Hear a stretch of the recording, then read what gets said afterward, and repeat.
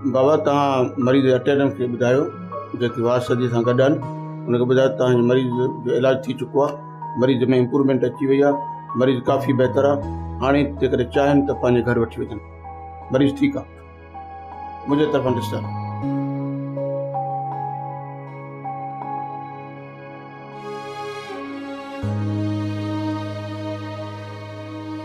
मां दुनिया खे हक़ीक़त कीअं ॿुधायां त नादर मुंहिंजो मुड़ुसु आहे। मां नादर सां शादी कई आहे। ही खून बि मूं ई कयो आहे, नादर नाहे कयो। मां पंहिंजो ॾोह पंहिंजे प्यार जे मथां कीअं थी मड़े सघां।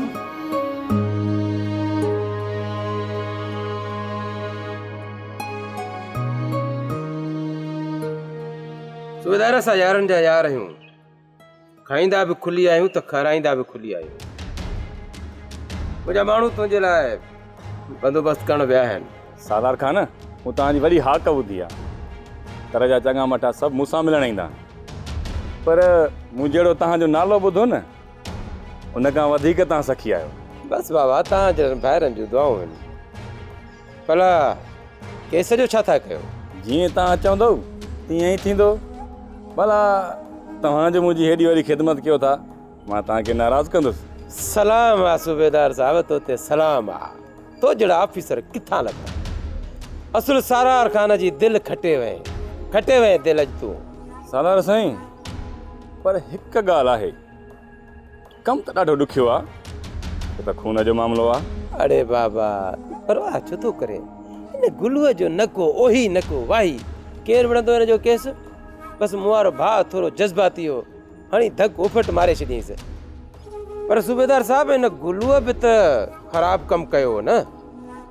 असांजे राज जे न्याणीअ में हथु विधो हुअईं।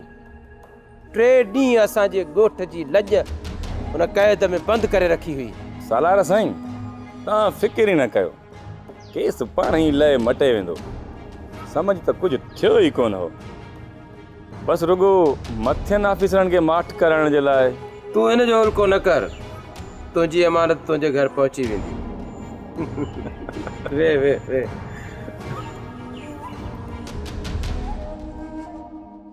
हा भाॼाई, मुरादीअ ॾिना पोइ कर त मौलवी साहब खे घुराए ऐं घर में क़ुर खानी करायूं, दुआ करायूं त नादिर जल्दी ठीकु थी वञे। चवंदा आहिनि त मासूम ॿारनि जूं दुआऊं जल्दी क़बूल थींदियूं। सालार कॾहिं ईंदो?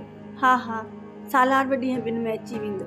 अच्छा हाणे तूं आराम कर त मां मुरादीअ ॾांहुं माण्हू मोकिलियां थी।